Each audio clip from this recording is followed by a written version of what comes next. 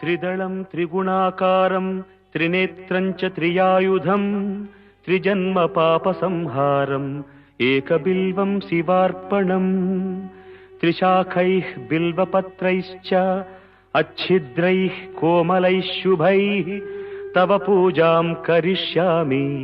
एकबिल्वं शिवार्पणम् कोटिकन्या महादानं तिलपर्वतकोटयः काञ्चनं शीलदानेन एकबिल्वं शिवार्पणम् काशीक्षेत्रनिवासं च कालभैरवदर्शनं प्रयागे माधवं दृष्ट्वा एकबिल्वं शिवार्पणम् इन्दुवारे व्रतं स्थित्वा